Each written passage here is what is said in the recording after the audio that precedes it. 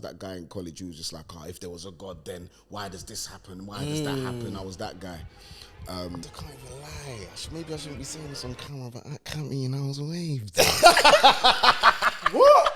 Tell a man not to joke with me, tell a man he's laughing. Yeah. When me out with my G's looking oh so clean. Yeah. Talk about all the places you want to be. Yeah. And when we step in at the dance, we be dripping.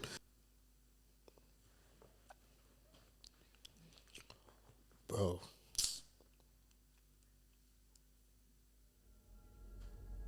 He died about 10 days ago. See what you guys are doing here. The fact that you can see a plan through, bro, is a blessing in itself. Our episodes aim to both entertain and inform. Remember, not everything you hear is the literal truth. Oh, we enjoy adding embellishments for flavor.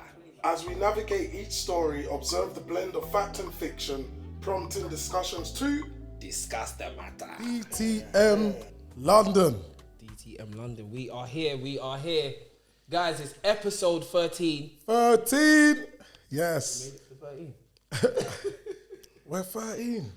And today we actually have a special guest with us. Oh, do we? We do have a special guest. But before we do that, before we do the introduction, guys, can you do us a massive favor? Massive favor. And if you could just hit the subscribe button for us down below. Or wherever you find it. It could be here, wherever it is. Just hit the subscribe button for us, please. Please do that. Yeah, that would do us a massive favor. All right? Do we have a guest? Special guest with us. You get what I'm saying? Is it? We have an Afrobeats artist who's been making his way through the scene and actually causing massive waves. You know, worked with the likes of Kwame Eugene, worked with the likes of Bissa KD, and has also been on a BBC TV show. I'm loving it. So we are gonna get into it. Let us welcome Mr. Gold K. Gold K. Yes. He's in the building, he's in the house. Jeez. Welcome to DTM London. Welcome to DTM London, man. Thank you, man. How you feeling today, man? I'm good, you know. Yeah? Have you had a good week? I have. Yeah? I have. Well, I have. Yeah? I have. You're thinking about it. That's what you're thinking about it. Because, you know what I'm saying? You know, sometimes throughout your week, you got the odd nuances that might just, like, discord your day a little bit. But in the grand scheme of things, I'm going away soon. You're going away soon? Where are you going? Where are you going? Tell us, man. Where you going? Ghana. You going to GH, yeah? You see what this guy does, my You see what this guy does? Oh my He's bringing all the goodness Ghanaians. Where the Jamaicans at? Huh? Bro, Where the Jamaicans at? Huh? We've got a lot of space. Where in the country, Nigerians you know. at? Oh, what's going on, Look bro? at this guy, man. What's going on? Ain't you going to Jamaica? Of course. Oh, exactly, Keep man. that on a hush, though, man. How's your week been? Yeah, my week's been all right, man. You know the usual. What am I doing? 10 to 10. Come on. Yeah. Working with people, making people a bit better than they was yesterday. So I've had a good day. Yeah, man. Active. Or a good week, I should say. Yeah. Yeah. What about you? What about me? Yeah. But I've had a great week, you know? Yeah. Went to a decent cookout, you get me, up on the weekend. Oh, sure. You get me? Shout out to Jess in the building. You get me? Shopping it up. Jess. Sorry, Silver, I couldn't make it to your boxing match. Get me? I had to stick on my word. But you get me? The cookout was dope. How come you guys didn't even mention that about your week? You guys were there with me, you know. That wasn't your highlight. He tried it. Do you know what it was? Do you know what it is? Yeah, I didn't think we were supposed to talk about it. You know what I'm Oh saying? shit, was that a hush hush? No, it's not a hush hush thing, but we can talk about it. You know, it was lit. It was lit. It was lit. It was lit, man. It was lit. Bro, you got on your little DJ thing. Come on, man. Just you have to talk about We that. got to speak about that, man. Yeah, that was a nice time, man. It was. It felt like while I was there, just literally reminded me of the past. Do you get what I mean? And I think that's a good starting point in terms of like your journey. Yeah. Because you never initially started with music. Nah. Did you not? Nah. You don't need to educate me. So what was your starting point? So when I came to this country, so I wasn't born in London. So I was born in Ghana, and came to London a very interesting way. But my pet. Interesting. Come on. What did you do? You're DTM, boy. You can't be using words like interesting. You can't miss out the interesting parts, man. What's going on? What does that mean? They want to know. They want to know too. I came here in an interesting way. We're going to get you. So basically, there's a story where, my pops, shout out to him. He was part of the Ghanaian army at the time. J.J. Rollins was the president of Ghana. And there was one coup in the country where my dad wasn't involved in all of that. He just said, nah, count me out type thing. So because of that, Rollins just wanted him done out here, innit? So he just dipped from Ghana, went across the border and came to London. And some months later, my grandma booked a flight for my mum and us to come to London. And in fact, the flight was booked for Paris. We was actually supposed to go. Paris? Yeah, the flight was... No, legit. I don't know why that's funny, but it is. Because you booked for Paris and you ended up where? Bro, so basically... That's bad, bro. No, let me explain. So basically... This is getting interesting. This is getting interesting. No, basically, so my mum said that I was being a nuisance at the airport. Like I was crying. This is when we got to our transit. And there was a guy that was walking towards the toilets and what have you, Right. So my mum was told by somebody that was working at the airport to follow that guy towards the toilet so that, if I need to be changed or maybe she needs to feed me or whatever. Right. But my mum followed the guy blind into a plane coming to Heathrow, I promise you. When she got to the door, where I was still crying and being a nuisance and what have you, the staff on the plane told her to go and sit down, that they'll come and check her stuff afterwards, because obviously where I'm mucking about and what have you, that she should go and deal with me first. But they didn't check my mum. Obviously, maybe a lot of things has happened on the plane since then. They've even forgotten about her, and we ended up in Heathrow. What? And that's the story. That's where it all began. Like I would have been here all bonjour and you know what I'm saying? It would have been a different goal. I would have been dead, bro. Well, nah. Shout out to my French people. It's not dead, but like, you get it? I'm a Londoner, innit? So yeah. I'll be honest, you don't even really look Ghanaian, you know. Don't I? No, you could pass for one of them French people, them. You He could though. I think I could. Well, like, okay, where do people normally say you're from? Funny enough, I get Caribbean a lot. I get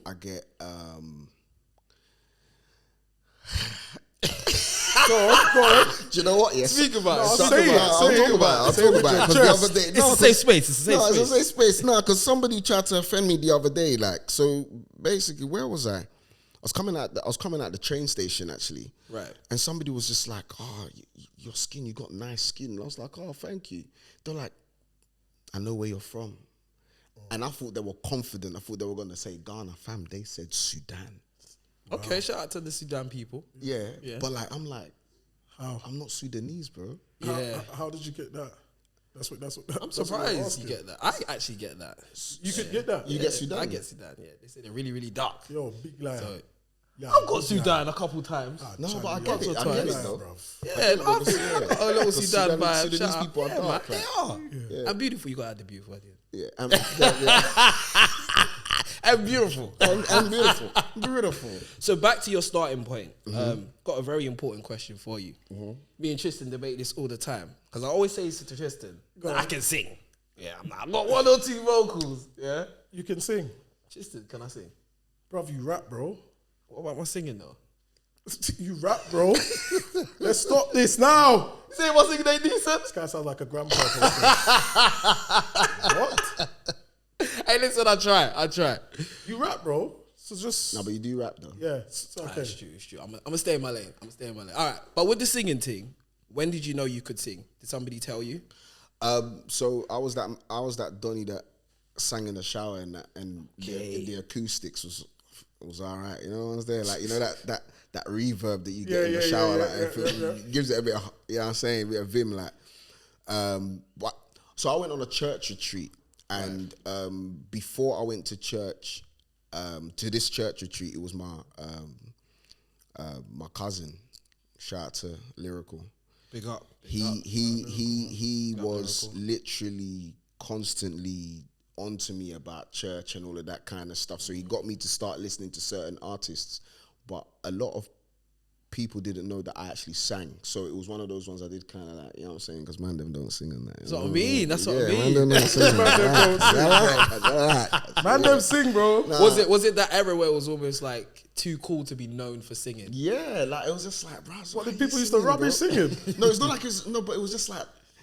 See, let me not even go down there. But like, back then, you know, I was listening to Usher and them things. Yeah, there. So how was we rubbish in singing? We was, but you know, when you was on the road, slightly like you couldn't be that one singing. That was what you listened to in your. That was your guilty pleasure. Okay, so you had to hide. Like the Boys to Men and you know what I'm saying, some gospel. You had to hide then.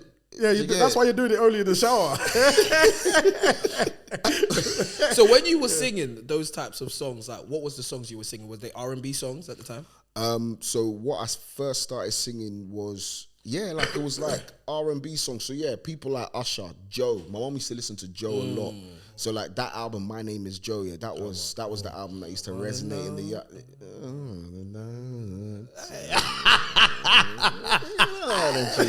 Don't worry about it, man. You guys, right?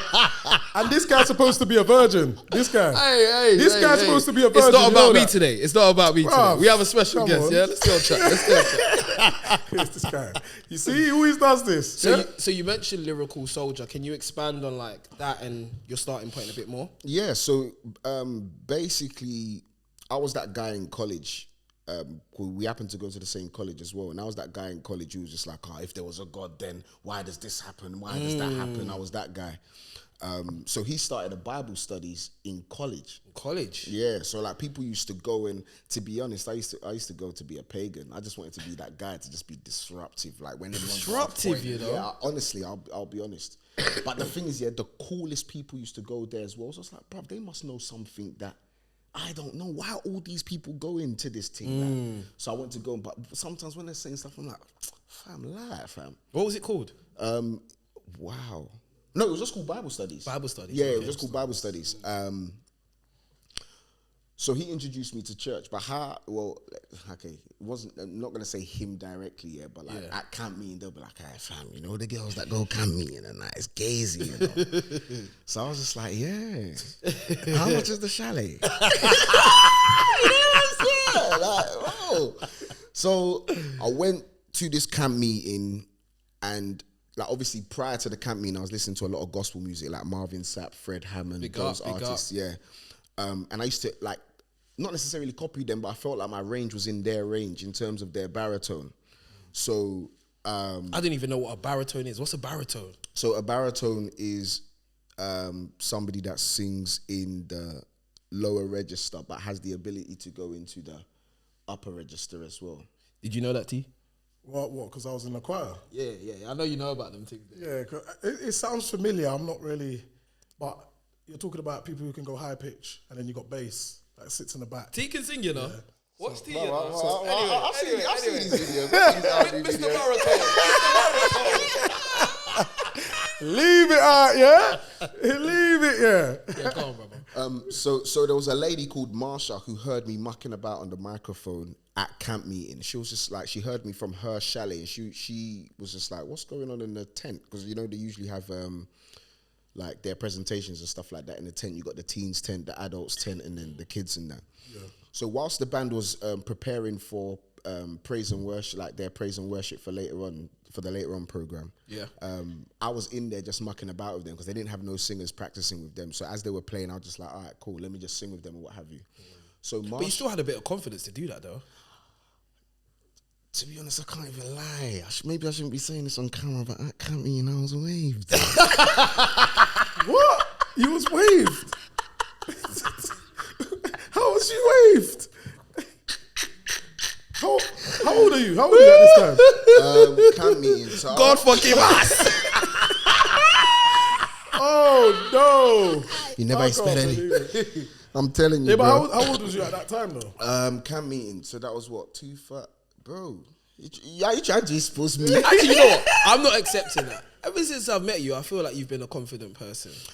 You know, so I'm not even gonna call it on that one, man. Do you know what I'm gonna say here? Honestly, like and I don't just say this for saying sake. I actually hide behind the confidence. I feel like when you put yourself out there like that, so loud, like people feel like they know everything because of how loud you're being. But outside of all of that, if you want to call it showmanship, like not a lot of people know about me. Do you get what I'm trying to say? They know what they see and they talk about what they see, but not a lot of people know me personally. Do you get it? So back to that experience. So the moment you started singing, and you kind of just stepped in, like what was the reaction? Yeah, she was like dumbfounded, emotional, because she said that song was like, it was a song called Never Would Have Made It by Marvin Sapp. And she was like, that was a song that resonated with her. Could you give us a little melody on that one? Bros, you know, right? Put man on the spot, you know? Cheeky, you know. You're being cheeky. I'm just trying to see, you know what I'm saying? Does he know the song, you know? I don't know. We'll see how we feel later. So cool. So you were singing that song. You said it was a good reaction. Yeah, and then she was just like how she knows a few people in the industry, and there was a competition called Male Gospel Voice of the Year. So I should, she wants to sign me up, and she will manage the whole process. Right. So I was like, okay, cool. No problem. Never performed in front of anybody before in that way. Never done all of that kind of stuff. So wait, you're telling me the moment you started singing, there was an opportunity already? straight away. Wow. Literally. Wow. The first time actually. But this is why I tell you, you better start singing, though. If you start singing now, there will be an opportunity. And you're there doing shakara. Anyway. So I did Male Gospel Voice of the Year. How did the performance go? I think it went well, but see, so the judges of that competition was a group that was doing very well, was featured on Channel 4, all of that kind of stuff. They were called Blessed Voices. Right. Unfortunately for me, Blessed Voices go to my church. Wow. Okay. And they knew that. Look at the connections. So it kind of made the whole competition a bit biased. Right. Do you get what I'm trying to say? Right. So I actually came runners up, and their reason was because I didn't sing an original song. These times, I didn't even know that you had to write an original song for the program. Had I had known, I probably would have written an original song. But the guy that came in and done an original song, it was a good song, nice song. But I reckon if I did an original song, I would have won the competition, to be fair. Jeez. Let me just be honest. Where did you come? Do you remember your ranking? Runners up. Runners up, okay. Yeah, decent. That's runners decent. up. That's Yeah, decent. yeah. Where did you get the name Gold K from? Where did that come from? Bro, you just went straight there, yeah. I'm curious, man. This guy's doing all the talking, bro. He's seeing the Gotta beard. get him out of it, He's you know. seeing the beard. He's just and I'm just trying like, to get straight to the gold. Straight to the gold. You know, I man. want this colour for you, bro. Oh, thanks, man. I appreciate I want that, this man. colour Giving me the memo, bro. Nah, man, you already copied my trousers, bro. Who copied you? Bruv. Who copied you? Bruv, this guy. Look at this guy. This guy's been my copying me the whole trousers, bruv. time, you know. Look at this guy. Bro, this guy, I swear, it's Copy my socks. Bro, we didn't even plan this. That's a fact. We didn't. We didn't plan it. This guy's come out his house and I've seen him with the trousers on. I'm like, this guy. I'm like, bruv. Jacqueline, come are on, we man. lying? Jacqueline, are we lying? Shout out to Jacqueline in the building. Shout out Jacqueline, man. Come on. So, But as you were so saying, how did Gold K, where did that come from? And you got the gold beard as well. So Right. my name is Nana K. Right. And in Ghana, Nana is a title, a royal, is part of the royal priesthood. So Nana can be used interchangeably, whether it be male or female. And a commodity, the commodity of royalty is gold. So all I've done is just change Nana into gold, and I've kept the K, Gold K. Nice. I'm even going to clap for that, man. Come on. There's power in the name. There's Gold power K, in the name, bro. Gold K. I love that. So I kind of want to get back to your timeline, right? So you've obviously said that you got a certain reaction, you got a certain opportunity. Do you remember the time that you actually had your first song, that you composed your first song? Was it a banger? Kind of in that bag. Was it a banger? Let's kind of get to that part. Yeah, so basically, on the 15th of February, I'm not going to say the year, but I remember the day specifically. Cool. Police pulled up at my house. Jesus. I was literally sleeping and my bedroom window was wide open. And I felt some pressure on my chest. So Yeah. I've looked up and I've seen some white dude on top of me, like, with all due respect. Pause. Yeah, That's a whole pause up in there. White man on top of you. You better let him finish his sentence. Let him land. Because it's just... Wait a minute, no, bro. That's how I did that. I don't know where he's going with this one, you know. Yeah. There's just pressure on my... I've looked up and I've just seen this white dude and I'm like... So I've just gone back to sleep like this. Just gone back to sleep thinking, nah. I must be dreaming. So they were just like, sorry, are you Nana so-and-so? And I've opened my eyes again and I've just seen that he's got some black waistcoat, blue jeans, and I've looked to the right and there's a Donny just out there, just a strap through the window like this. I've looked to the left, there's police just in my corridor. And they're like, we're arresting you on suspicion of fraud and deception. I said, sorry? Wow. This me off how much?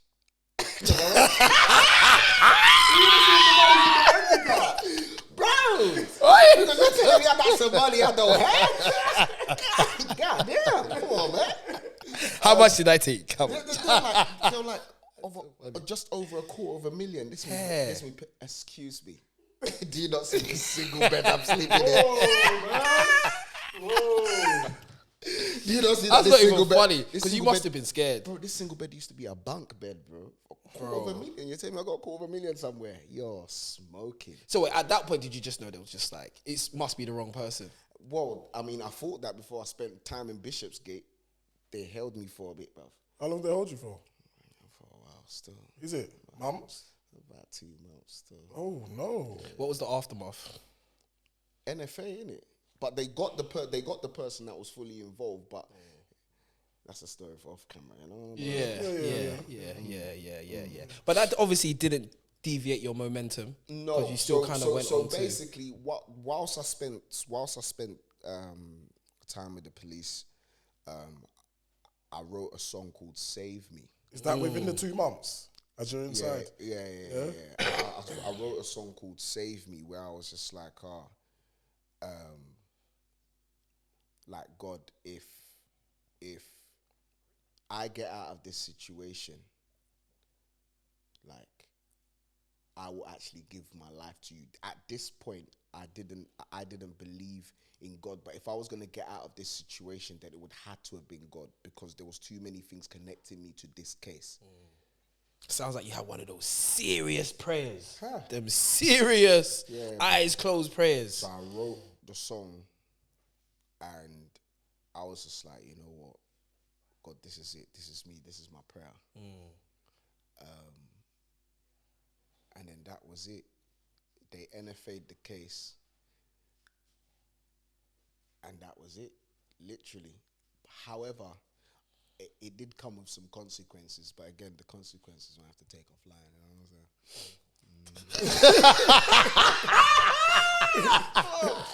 I'm saying? Give them something. They can't do everything. So you've got and recorded this song now. Let's get to that bit. What I did was that it made me get into gospel. So literally, after that experience, I joined the church, but I'd written the song, but I didn't do anything with it. It was just there. And then I joined, when I joined the church, Lyrical brought me in on a group that he was in, a singing group. They were called The One, a cappella. Right. And The One. And those days I used to sing bass, you know what I'm saying? There was another guy that was singing bass in the group. I know that's when your voice is broken. That time, for me anyway, because I used to sing high pitch, right? Yeah. When my voice broke, I didn't know how to use it like that, so they just threw me back into bass and was just like, yeah, you stay there. Because he was like, yeah, you can't hit those notes no more, and you haven't trained it, because I know you got to train it to be able to keep going to them notes, you know what I'm saying? So I didn't. They threw me in bass, bruv. That's when I was like, I'm out the choir, bro. So I was out, because I was so upset that I couldn't be front row singing at that pitch, you know what I'm saying? I was so upset, so I bailed out. But yeah, that's a little history for me, you know. Me to you. I'll help you, man. I'll help you. Bro, you need to stop that. That sounds like something you need to talk about, bro. What? Because the way that you said it like. Of course it hurt you, bro. Of course that hurt. You can't script, bro. And you see someone else do it, you're like, what? Yeah. So let's speak more about your time. Yeah. So basically, I joined this one a cappella group, and that's where like there was a few people, a lady called Gail, a lady called Yvonne, who saw, and they had separate groups where like, you know, they do like functional gigs, but they saw that I was able to hold my own. And when I was forced to do solos, I ended up doing solos, and they got to see me actually sing. So through that, I ended up randomly on Britain's Got Talent. What? Yeah. That was just random. So we were in. That's when he ended up on Britain's Got no, because Talent. they called me on a gig to do. They called me on a gig to do tenor. I think it was like somebody's wedding. Right. And when we did the wedding, there was a producer from ITV there who came and spoke to. I think it was either Gail or Yvonne. So many opportunities about us auditioning for Britain's Got Talent. We had no idea. Like, we thought it was just like is this serious? Like, and when we actually auditioned, we went and sang Total Praise. And it did a lot. But then what happened was that obviously the BGT producers started thinking about, you know, the typical choir songs that you will hear choirs sing. So Sister Act, basically. They tried to give us that mandate. To be completely honest with you, I believe that if we went with the song that we actually wanted to go with, we would have gone further on in the competition. We made it to the semi-finals. But Big up. still Come big, on. Yeah, that's not whack. we were actually the first choir to go that far in any TV competition. Wow. Obviously, other choirs have done it since then, but we were the first. What year was that roughly? Do you remember? That was 2013. Can we still find it? 2013. Yeah, you can still It's still on the internet. Yeah, it's still on the internet still. Yeah, so you lot could go and search Gold Key back in the day, you know what I'm saying? You could go and see some The history. choir was called Gospel Singers Incognito. Okay. Gospel Singers Incognito. You didn't have to pay for that prize. So cool. But that obviously wasn't your first TV exposure. But we'll get to that a bit later. Yeah. So keep moving with the timeline. Yeah, so after that, like, after I got a taste of the stage and, you know, the cameras How and did that the feel? interviews, How did that feel bro, being on stage? like, you imagine, so at the time, when we was on Britain's Got Talent, I was working for Enterprise Rent-A-Car. Right. And we had to sign whatever those forms are called. NDA? Yeah. That ITV can pull up at your workplace. What's the NDA stand for? For those that don't know. I'm not sure. It's just like something you need to keep confidential. Yeah. Non-disclosure agreement. Yeah. Shout out to Jess for that. Yes. So basically, there was this fear every day when I go into work that someone's just gonna randomly pull up and be like, "Oh yeah, so this is you at work, blah blah." So every day that I was going to work, bro, those shoes were shiny. I had to make sure everything was on point, bro, because ITV wasn't gonna pull up. But like the thing is, like whilst we were on the show, like our per DMs per day, like just our pocket money for like £50 a day, like I'm just like, right, Simon, you got budget in it? Like, wow, £50 a day, wow, just to come here.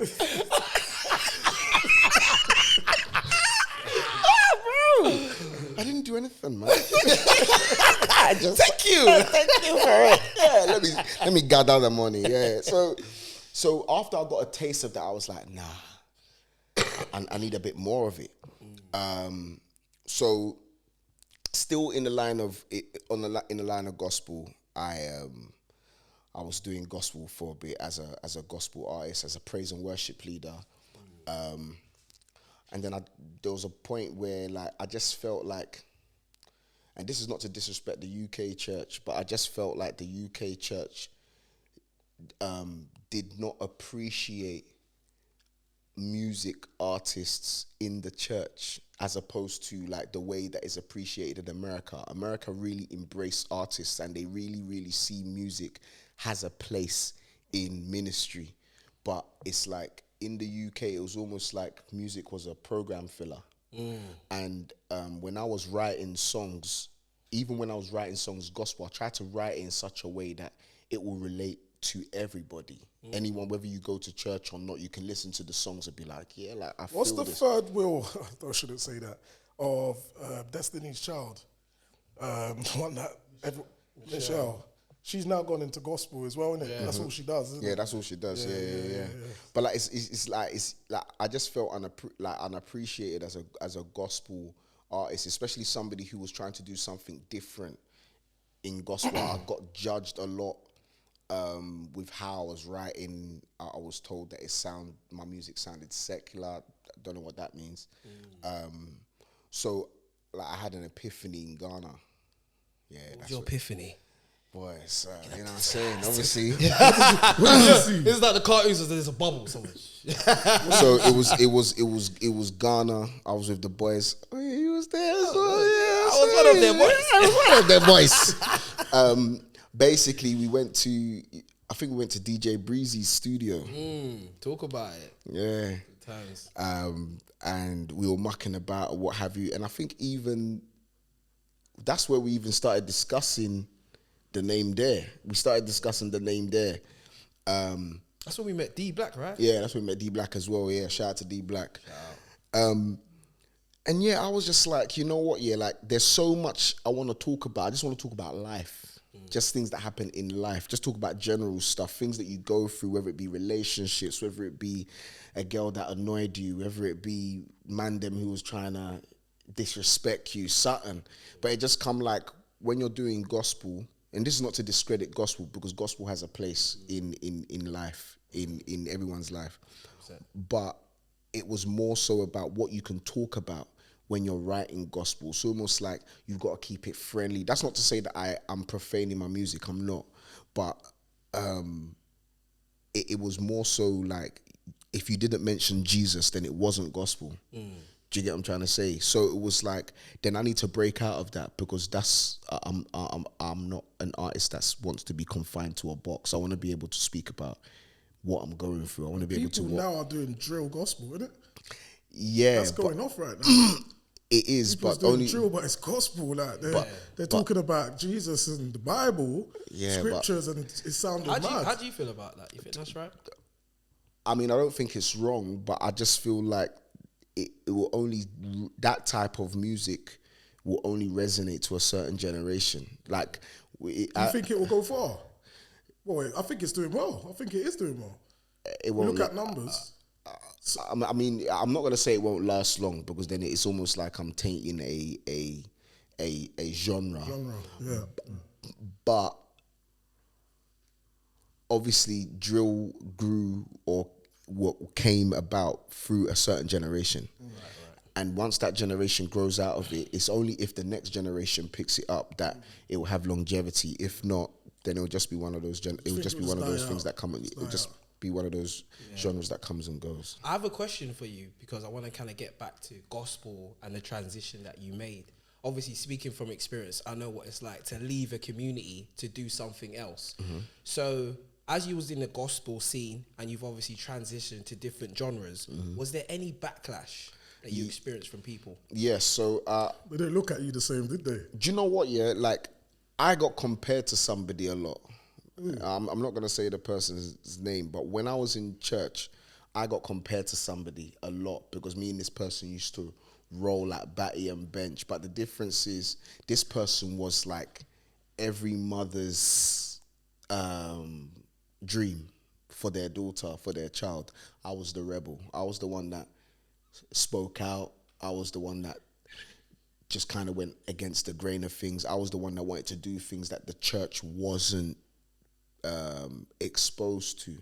But that's because I didn't grow up in church. So the way that I came into church, it was through camp meeting. And camp meeting, they do all sorts of things. So it makes church very, very exciting. But then it almost creates a false illusion of what church is. So when you come into your local church and then you realize that it's not like camp meeting, you have to hold on to something to keep you in church. And for me, it was music. If not for music, that's not to say that there wasn't certain preachers in the church that I didn't listen to, that I didn't love when they preached. But if they weren't your pastor, you had to go to find where they were preaching to get that. If not, then you just kind of had to work with what you had at your local church. Right. Do you get what I'm trying to say? And for me, it was music. Because of the music. Yeah, so obviously because I was, I guess, I was good at what I did with regards to music. I'd worked in a few choirs. I'd worked on certain productions with choirs and what have you for shows and what have you. So at church, the church made me the youth choir director. So I was the one directing the youth choir, and the youth choir became very, very popular to the point where we started getting booked for camp meetings to perform at camp meetings and stuff. Okay. And this wasn't the same incognito team. It was a different type of choir. This was like youth in my choir. Okay. In my church, sorry. That like we developed the choir. And from there, like like I realized that I was doing a lot of God's work, but not having God for myself. Wow. That's big there. Do you get what I'm trying to say? Like, you can mechanically do the work of God. But then when it's time for you to pray, when it's time for you can't even pray, you're exhausted. Because you're busy singing just giving out a lot, and you're not getting so I used to love going to like this, because I'm a baptized member of the Seventh-day Adventist Church. But you lot go to church on a Saturday? Yeah, on a Saturday. But I used to go to Sunday churches a lot. Like, love church, because I went to church for just going to church. Until they found out that I was a gospel artist, and then it was like, oh, Minister Shad, and oh, we are blessed by Minister Shad. These times I'm like, and it just got exhausting. So I was just like, that's when you escaped from that. I said, I'm tired. Wow. Yeah, because you just go straight into music. See, I want to get into because you know what?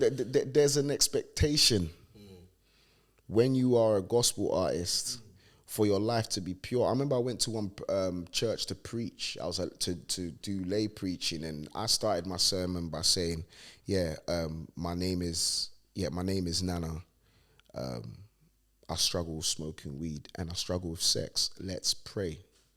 The church was shocked that I even started with something like that. But for me, if you can't be real like that in church, real. That is like, why can't we be that real? If you can't be real like that in church, then what's the point? What was the reaction? Well, no one said anything at the time. I heard a lot of that was something. It was a lot of that just bare breathing. The sermon went well. The song at the end went well. But then when I left the platform, the pulpit rather, the pastor was just like, you know, you can't talk like that around. You know, you can't be so honest. You can't be so honest, you know? If you want to talk, them talk, you know, you have to find our next way to see it. Oh, no. Yeah. One of them ones, so it was just like, okay, well, and that was it. I was just like, bro, I can't be fake anymore. So, and the things, I found that even with this current music industry, because there's so many different temptations, there's so many different ways of getting into the music game, and certain things that you hear that you can get involved in and all of that kind of stuff. I found myself more closer to God now than I was when I was in church. It's crazy, that, isn't it? Wow. It's crazy, that, isn't it? You said something similar the other day. Crazy, on the podcast. Yeah. A religion episode. Yeah. Yeah. You said as soon as you left the church, you felt closer to God. Crazy. And you're saying the same. Because now it's not mechanical. Now you yearn for that thing that's missing. You for answers. Because when you're in the church, sometimes you rely on the other people's relationships with God to get through. Bruv, you need your own personal relationship, bro. 100%. So just going back to the music, because we're still on a journey here. You did mention Save Me. That was when you was in the gospel space. So when you transition to different genres like Afrobeats per se, do you remember like what your first kind of banger was in that space before we get to Bluffing and all them tunes there? Tell a man he's bluffing. Hey! Tell a man not to joke with me. Tell a man he's bluffing. Yes. Hey, wait, hey. Talk to me, man. It's a safe space. It's a safe space. It'll probably be, there's a song that I wrote called I Surrender. It was actually featuring Lyrical. Yes. Big tune. That song was like a rock song. So when I used to go and perform that at churches, they didn't expect me to do that song. Yeah, no, because I'm saying because you like, yo, what's wrong with you? you know, you don't get your typical, African rock star like that, Yeah. Take time. Yeah. So I surrender. Yeah, it was a song called I Surrender, and it was a song that was very, very jumpy, very, very like live, loud. I remember that song. And like from that song, it got us a lot of gigs performing in certain places and that, and I was just like, rah. And it was weird because at the time that the transition was happening, I remember, we went to Adan. Okay. It was the beach party. This is Ghana. What's it called? Adan. Yeah. Christmas times, yeah? Yeah. December times. Listen. Dirty December. Not everyone period. that's watching this is Ghanaian, yeah? Not everyone that's watching this is Ghanaian. Yeah, okay, so look. Yeah, So for those who don't know, if you come December, Ghana, it's crazy.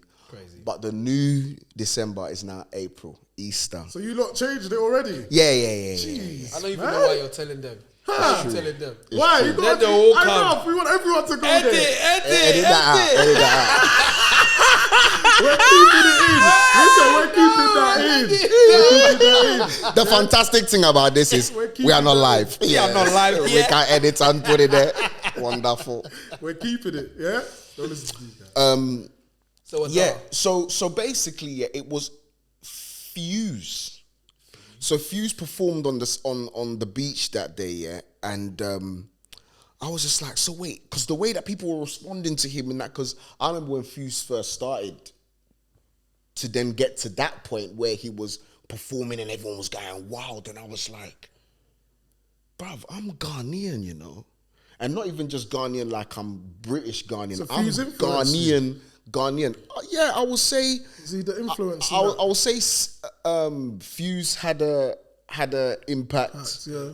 I would say, funny enough, because prior to me actually transitioning to Gold K, I was a DJ anyway. And there was one artist that when he first started, I was really, really, really plugging their music. Every time that we had a rave, if it was traffic light rave, it was coach party, any of these things that we put on, shout out Mikel Silva because it was his thing. Mr. Silva was an artist that I was plugging a lot. And he was one artist that I saw, and especially because he was one of the man, them, it's like, is that Silva doing his thing, yeah? Wow! Shout out Silva. You get it? So we saw Fuse performing that day on and I think it was a guy, I think it was a medical, one of them artists that came and performed that day on as well. And I was just like, why don't I do my own music, represent where I come from, so it was just like, I'm Ghanaian. All these artists that I've listened to growing up, people like Daddy Lumba, Kodre Entry, you know what I'm saying, legends of the game. Do you get what I'm trying to say? Like, and I'm like, if I'm a musician, why don't I represent my own culture? Because when I was DJing, bro, we got like half an hour in the clubs, and it was like Premier Garrow, a couple D'banj songs, a couple Two-Face. And what was that guy? Banky W. That song. After that, it was just Afrobeats weren't cool then, was it? No, it wasn't. The Jamaicans had it down, but right now. Don't do this. Don't do this. Once upon a Don't do this, man. You know what I'm saying? The thing is, we've always accepted Jamaicans. It's just they've never accepted us. Bro, once upon a time, Tris, look, once upon a time it was African Bubbles. It was that. Bro, and hold on. It was that what do you call it? You guys, we was in the clubs of you doing Willy Bounce. Hey, we were there with you. What is it? I'll be doing it. They're calling me Jafake. I might. Do you get what I'm trying to say? I'm part of you now. Wow. The moment we bring the Zonto, bruv, you guys want to be like, oh, rubbish, bro. Yeah. But now you guys are wearing the head wraps as well. There was too much competition back then, man. It's all one love. You listen to Bob Marley, bro. One love, yeah. Yeah, that's it. But the thing is, we were listening to Bob Marley as well, bro. We embraced him. We was just singing it different. That was all. Yeah. Different pitches. That was Yeah, different accent, bro. Ours was pidgin, just wasn't patois, you know. Yeah. Keep on going, bro. Yeah. So after that, it was just like, you know what? I think I need to switch it up, and that Ghana was an absolute. Bro, listen, there was one. What year was it? Whoa, 2015, man. Take your sip, man. Take your sip of that. 2015. Is that your best Ghana trip? Because I know you go back and forth quite a lot. You know what? The thing is, yeah, there's been different Ghanas for different reasons, but this Ghana was a. Listen, we the man them were the talking point of Ghana for at least 3 years. If we pull up in the clubs, they just want to be around us because they think it's bottles by the dozen. So you made a statement, yeah? Left your mark. Bro, all white. That's all I'm going to say, bro. Some things we can't really say too much. You know what I'm saying? What was the name they called you guys? What was the name? I think there was like a name they called you guys. Yeah, there was a name in it. Ciroc Boys or something. Ciroc Boys! How can I even get that? How can I get that? Yes, bro. You see, trust. Ciroc Boys. Don't play with us, you know. If you was there during those years, you know, innit? Whoa, no, movie. Yeah. Movie. So I was just like, you know what? So my first single was Celebrate, and it was a single that's kind of not what Fuse would do, but that kind of sound, that kind of like happy sound and what have you. And I really do like that song for what it is. But after that song, I kind of just was like, is this me? Like, I don't know, this sounds bad, but I was like, bro, what would the man them think of it? You know what I'm saying? You was thinking that at that point? I swear down. Because you know what it is? I feel like at that point, like there was, because like my friends are not really, a lot of my friends go to like hip hop events and rap events, and do you get what I'm trying to say? They're about that life. So I just felt like, even though I feel like Celebrate was more of a guilty pleasure as opposed to something that I would typically do constantly. I don't think it was that. So it took a while. I went through a series of managers. My first manager was actually, when I became Gold K, my first manager was Belinda. Shout out to Belinda. Shout out to Belinda, man. And then from Belinda, Belinda was working with Soul Nikki as well at the time.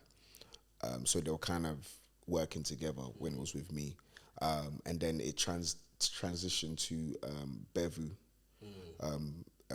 Big Ed, who was also, who came to manage me. And then from there, it moved across from Bevu to Jess. But through... Jess. Jess is in the house. We got two Jesses. But shout out Jess, man. Shout out Jess, who's there. But through, but whilst I was with Bevu, there was a transition in the sound, where we just kind of felt like, you know, it's not everybody. Like the way that I look, and then I'm singing on top, like really, really singing.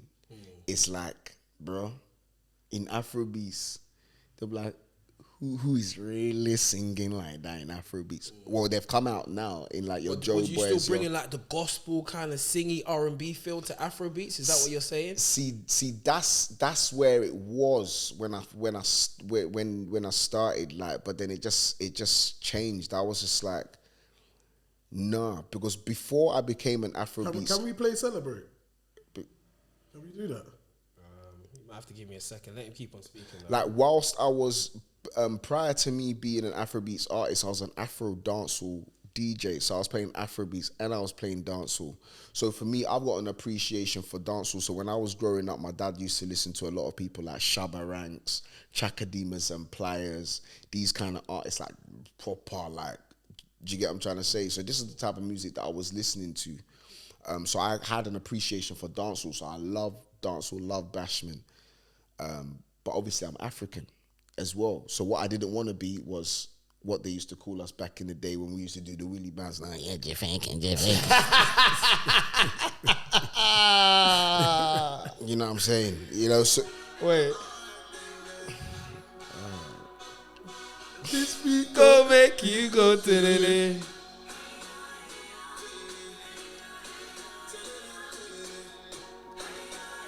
Come on.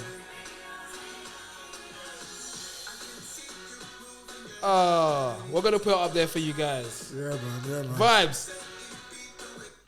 Was this your first music video? Yes. Wow. This was my first music video. Okay. Yeah. How did you feel doing your first music video? Was you gassed? Do you know what? It's so funny. So my So I went with two of my boys. I went with my manager at the time, who was Belinda, and we went with the video girl as well. So shout out Liquid and Boss always. Man. Come on, Liquid and Boss Man. Popping up in it. Yeah, them man came to support me. Family. We actually shot the video in Marbella. I was gonna ask that. Where did so we went to Marbella to shoot the video, and all those guys came out with me so that we can go and shoot the video. That's so sick, man. That's Boss Man and Liquid came out as my stylists. Like they went to make, I said they went to make sure that I was on point for the events and that. Nah, big shout out to them. Man. So done a good job, man. Yeah, the Mama Bear was alright as well. That's how the vessels, the whole thing was open. Yeah. Shout out Liquid for that. You know that, because that's his style, isn't it? You know that's his style, man. Open shirt. Yeah. So after that, I was just like so. But the thing is, after doing that video, it made me understand, like, in terms of, because obviously I've always done music independently. Right. And that particular music video made me realize that music was not cheap, bro. Do you get what I'm trying to say? So, like, people that don't know what artists go through to put out the I guess the content that people see from day to day, it comes at a price. Pricey. Do you get what I'm trying to say? So it's a grind, and I can understand, me being an artist, I can understand why artists get frustrated. But did you look at it as a business back then? Because if you look at things as a business, especially in that sector, you know in any business you start up, you have to invest. But did you look at it like that? Good question. To be honest, no. I was just having fun, bro. Yeah. Do you get what I'm trying to say? That's when it becomes like costly, if you know what I mean. Yeah, so I think it got to a point where it's like you start to realize how much money you're spending. And when you start to see that it's not really going in the direction you want it to go to, it can create frustration. Of course. Do you get what I'm trying to say? But like, and you can imagine, like, at a point where I was really doing well, lockdown came in. Like, so we just released a song called Party, I believe. Jeez. You did shout me for that shoot, and I was meant to come, but something. Yeah. It's all right though. Obviously, really you know what I'm saying. It's all right though. You know what I'm saying. More to come, I won't hold it against you. There's more to come, yeah. Obviously, come on. Yeah. So. I saw the video and I was like, I'm a bit jealous, man. I was a bit jealous still. I was like, it was a vibe still. It, man. Give me a couple seconds. Yeah, just. When me out with my G's looking oh so clean. Yeah. Talk about all the places you want to be. Yeah. And when we step in at the dance, we be dripping. My G's throwing stacks to the ceiling. You know what? Do you know what's mad? What? Your first video, you're kind of in shape. Yeah, all right. Second video, man's in a vest. Yeah, confidence is up. So can we speak about that transformation in terms of like the fitness journey? Bro. Bro, let me just pour a drink on this one. Take your time, man. This looks emotional. Take your time, man. This looks emotional Take right your time, now. man. Yeah. This is an emotional one. So, but yeah. So, after I released my first Oh, take your time. Take your time. After I released my first video and that, I used to go to, well, I'm going to reignite my membership there. But I used to go to Pure Gym in Greenwich. And there was one guy that used to see me train constantly. And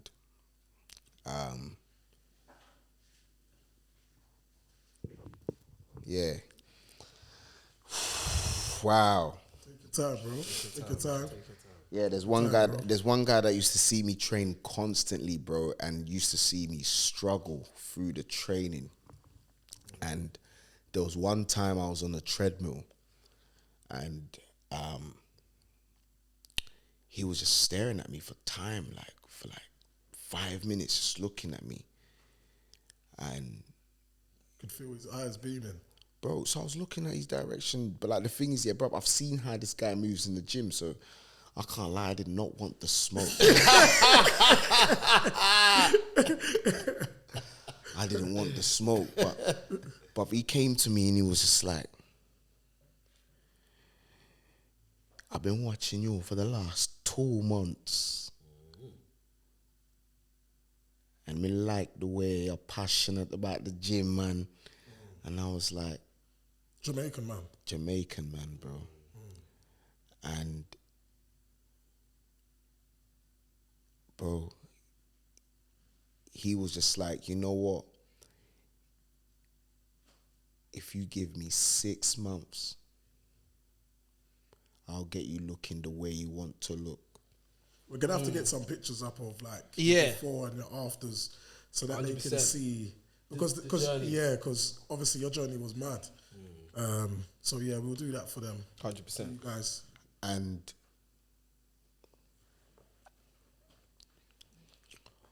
bro,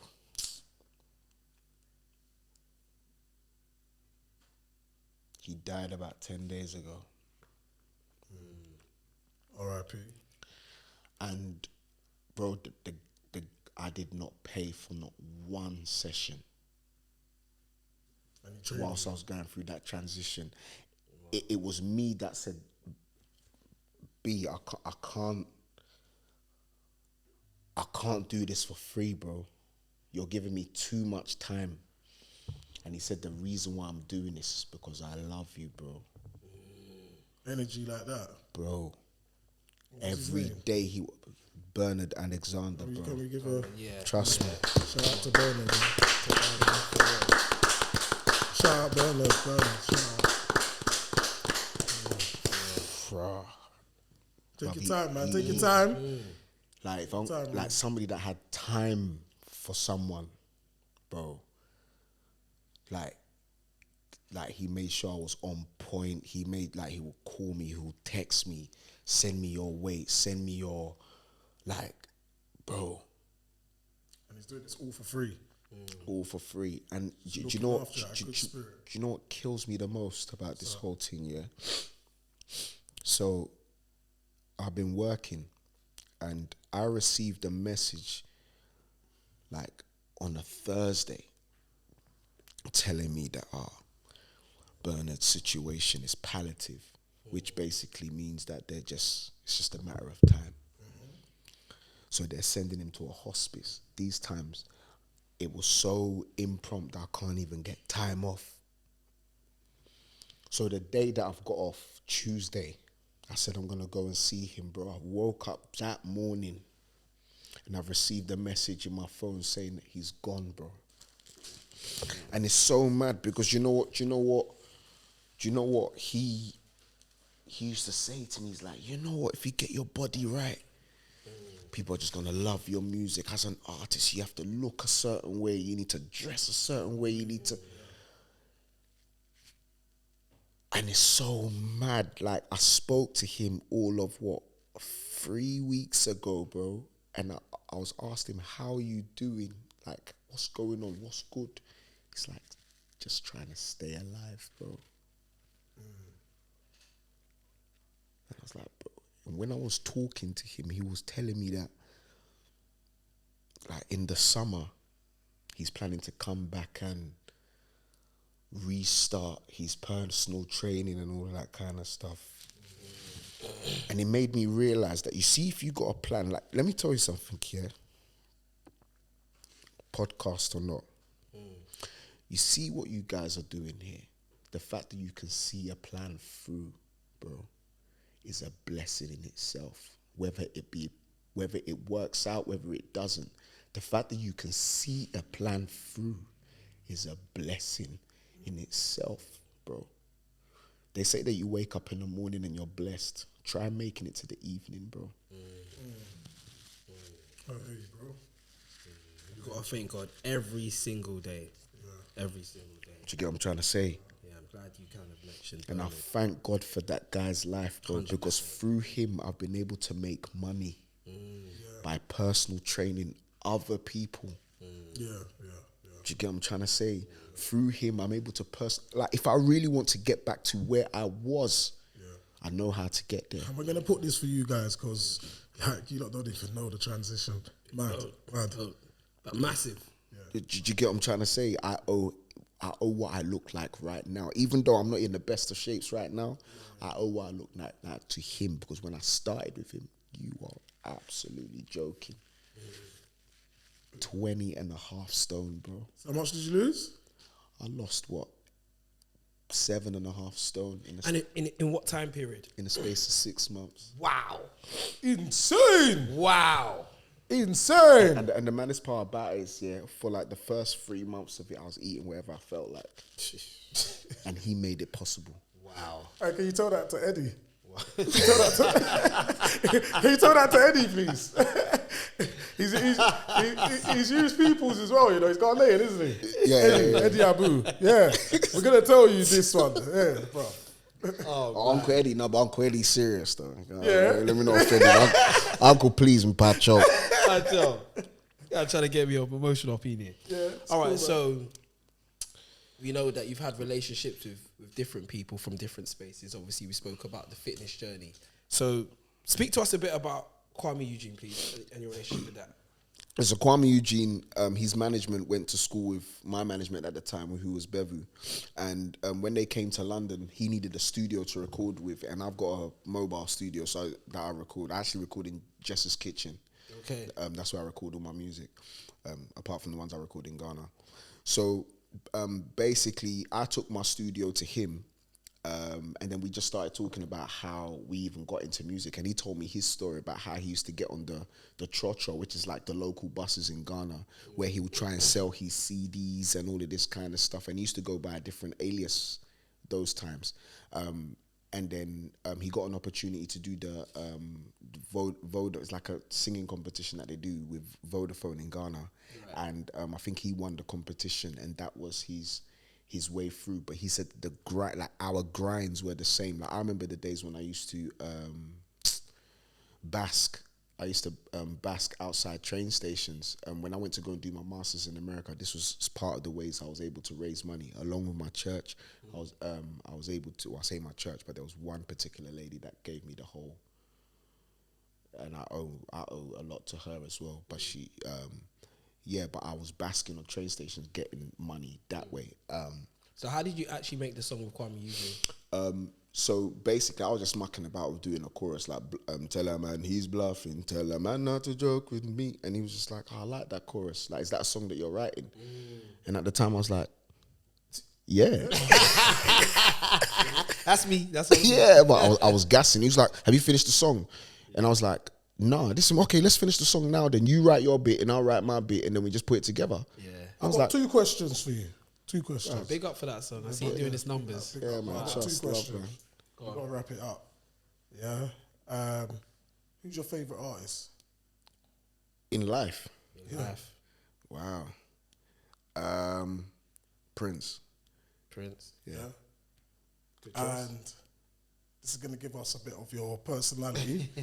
Okay. A little scenario for you. If someone was to drop money in front of you, this could vary from a 10-year-old up to a 6-year-old. They're halfway down the road. It's £50 that's been dropped. Would you chase them and give them back the money? Or would you keep it? Tell a man not to joke with me. Tell a man he's laughing. Tell a man not to play with me. You know what, yeah? You know what, yeah? Nah, let me be honest, man. What would you do? Be honest. What would you do? What, the £50 is there and they've dropped it and they've gone? Yeah. They've dropped it. And it's Are you- who? are A you- 6-year-old. It's between 10 to 60. Any age. So think of that. Anything between 10 to 60. Yeah. Are you giving them the money? You know what, yeah? If they're a kid, like if they're like 10, 11, 12, I'm taking it. And guys, thanks for watching. If you can just like and subscribe. Please. It's And you make guys sure you like and that makes subscribe us to the guys. channel, man. It's you guys that makes us guys. Thank you, Goke, for coming on. Come on, man. Come on.